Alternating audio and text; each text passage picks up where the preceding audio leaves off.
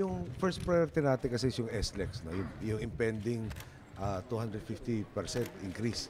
And the initial solution that we had sought to employ to address that increase is not panning out, no? Yung ang daming issues. For instance, yung PNCC franchise, doon pagkukunin sana yung pagpabawas no kailangan na ma-recover ng investors. Meron rin yung conflict siyempre doon sa idea ng huwag natin babaguhin yung mga patakaran pagtapos na nayaya yung investor dito. May implications sa future investors in our country. So I'm hoping to meet Secretary Purisima today and Kim Henares also. And si Secretary Purisima just came back no, from setting the groundwork for the US trip. No? Yung roadshow na gagawin natin to invite investors. So I'm hoping that he has recovered from jet lag and we'll be able to meet today and to address that. Plan B sa Sabat. No, I understand that the President is authorized no, to suspend the imposition of certain taxes if so needed. There is a study ongoing rin yung implications. No? Lalo na as far as SLEX is concerned, yung increase sa toll rates, yung increase in transportation, tapos syempre yung VAT is another cost no, that might deter economic activity. So this all will be discussed. So yun yung Plan B.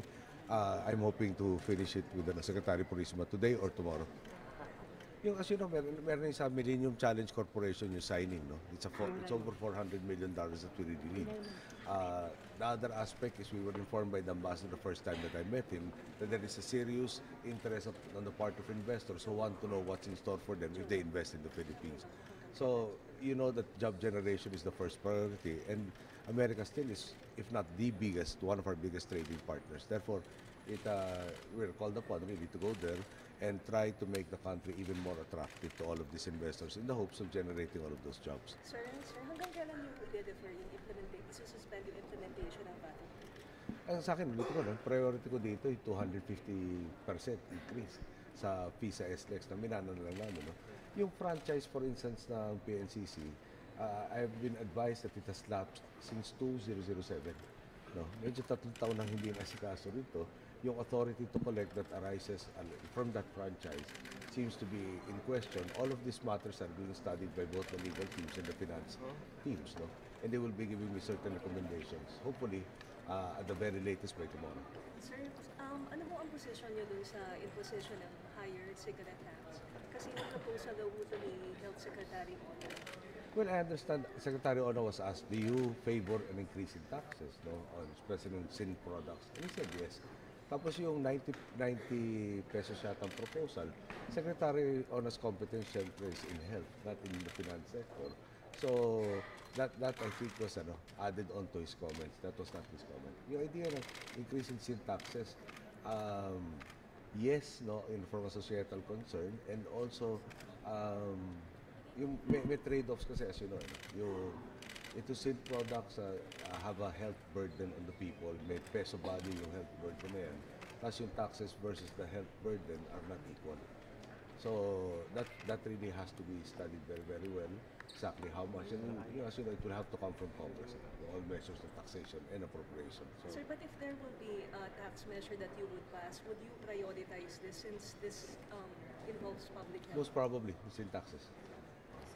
Sir, maybe get your thoughts because 3 out of the 4 EOs issued by Malacanang is being questioned before the Supreme Court. Well, not to make light of it, no, pero one of the briefers that came before me questioned the grounds for the EO, no, on the constitutional provision on not deprivation of life, liberty, and property. And we're talking of a position.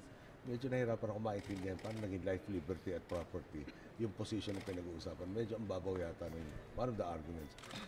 My legal team tells me that a lot of the petitions are more of the rabble-rousing nature rather than on law. No? Pero siguro, the fundamental principle is this. We are trying to reform our society. We are trying to correct errors, mistakes, and deliberate actions that injure the public good. No, undoubtedly, there will be people who benefited from that status quo to try and preserve the status quo. So the challenges are expected, and at may rap. So okay na yun. That we are expecting those challenges, and hopefully, dito medyo din naman ako magko-comment at sub judice na yan. Baka naman tayo ma-issue pa na nakikialam na naman sa co-equal branch of government. Sir, talk to your relatives. Yes. Yung pagpunta niyo po sa US, anong industries yung isasama natin sa roadshow? And are you intending to include discussions on the Visiting Forces Agreement since Congress has a move? I think the trip will be something like 4 days or so. No, so at meron namang na-schedule. UN I think will be the primary thing. But then the Millennium Challenge also, the signing of the compact, no? And then yung roadshow, portion of it will be IT. No? There is a group called Philippine Development Foundation, which aims to help us grow our IT base, the people, the engineers, the scientists. Because there are Filipinos or there are Americans of Filipino descent who are into venture capital industries, and they are already they're movers and shakers of that industry.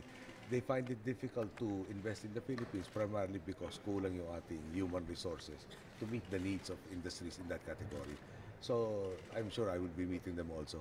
So I'm hoping na hindi tayo ma-jet lang ng husto para makausap as many as possible. Pero we don't think we'll be able to accomplish everything that has to be done on that one trip.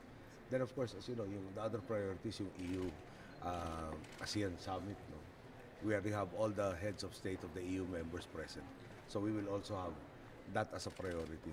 China and Japan, being very large trading partners also, are requesting trips to their respective countries. Sir, do you have talk to plans your to have relatives? bilateral meeting with President Obama or other leaders in the That has yet to be finalized. Okay. Sir, kinausap niyo po ba yung mga kamag-anak niyo sa Luisita? As you know, I adopted the hands-off. I adopted the hands-off policy. So, I think for me to act properly here, if my constituents in Luisita had asked me to meet with them, I would have. If the religious sector, if the other yung chambers of commerce namin doon, or my relatives wanted to discuss it, then I would have discussed. But none of them approached. So I handled other matters. Sir, going back to the EO, do you think it's unfair to accuse your legal advisors as being amateurs?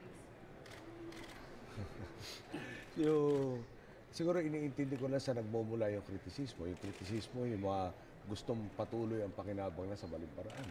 No? So, kung sila ho pumuri sa atin, lalo tayong kakabahan.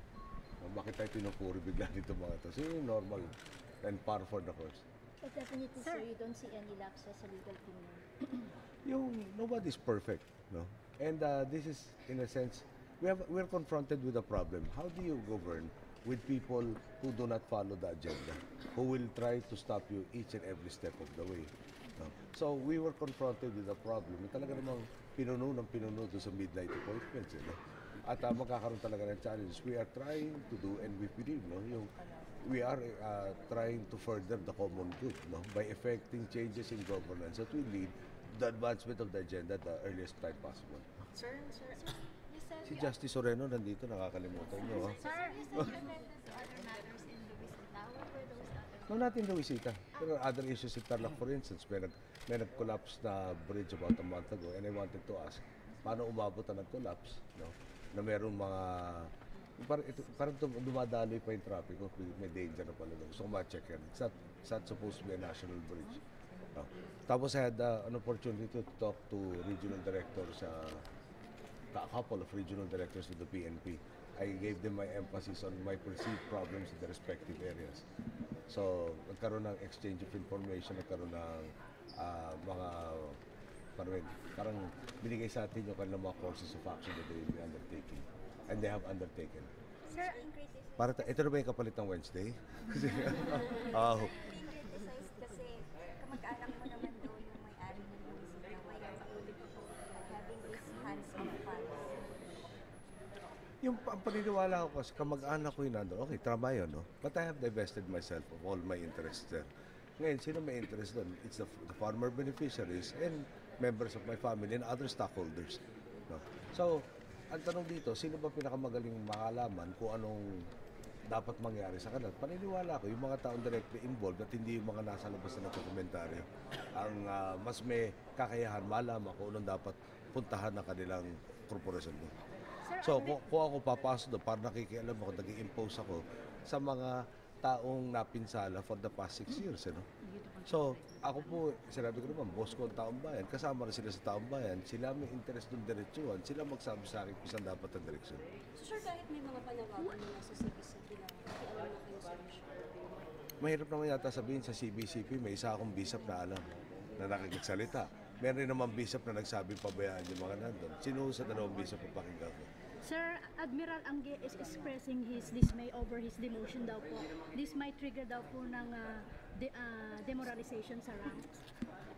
I think I will leave the Chief of Staff to answer that. Pero sir, do we expect na magkakaroon ng revamp sa military following yung pag-change na position ni Admiral Angge? I think we have effected most of the changes starting from July 1. This is just para na-delay lang yung implementation niya. Sir, will you be open to new tax measures this year kung kailangan? Tapos wala Even the budget has been attuned to managing the deficit. Yung going to baka yung conflicting needs of pump priming, managing the inflation level, and also managing the deficit. So am I open? At this point in time, we have not been advised that there is a necessity to do so. Sir, that if advised. Then we will review it. Part of it kasi is we are also reviewing the entire debt structure. Merong tayong opportunities to change our debt from foreign currency based. At pwede rin yung pagbababa ng sourcing. Maililipat natin, mas matcha-charge tayo ng mas mababang interest. Yun ang isa sa mga nagpapabrief ako kay Secretary Purisima. Ano ba yung buong loan portfolio natin? Kanino ba tayo may utang? Kailan ba maturation? Ano bang interest rates? Ano bang strategies to bring down the negative effects of such a large debt? Sir, statement lang po regarding sa appointment nyo kay Justice Sereno. Well, na-review natin yung mga CB, no? Talaga napaka, how should I put it, inspiring siguro, yung resume ni Justice. For instance, naipanalo yung dalawang kaso sa Piatco tsaka sa Fraport, no? Nandun din siya sa MOA AD, sa parehong pananaw natin siguro doon sa dismemberment of the Republic. At marami pang iba. Pati na yung centerpiece ng ating gustong gawing reform sa ating judiciary, siya rin ang namuno nung 2000, kung di ako nagkakamali, nung study na nag-identify ng mga problema ng ating judicial system. Ngayon na nandiyan na siya, may implement ng mas mabilis palagay ko, yung mga kailangan ng pagbabago sa ating judikatura. Sir, ano kung bang you don't personally know? Hindi niyo po siya kilala. Alam mo, Ateneo at that time was 2,000 students strong.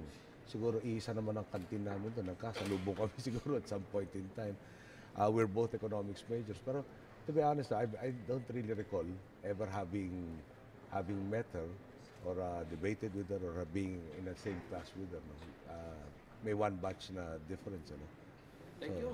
Sir, how would you differentiate yung appointment niyo po kay Justice Sereno sa Last pag-appoint po ni dating Pangulong Arroyo sa mga naunang Supreme Court justices? Well, palagay ko, number one, wala tayong question kung nasa timely manner ba. Talagang sinunod natin lahat ng proseso dito. At palagay ko naman, mas ang daming puring inabot natin sa paghirang kay Justice Sereno. Kaya doon siguro doon lang iiwan. Marami nakaka-recognize ng talagang aking talino, galing at nagawa na, hindi ho promised pero yung actuality na nagawa na niya na talagang makakadagdag ho sa ating Korte Suprema. Okay? Thank you. Thank you. Thank you, guys. Makita kita tayo mamaya sa website. Thank you.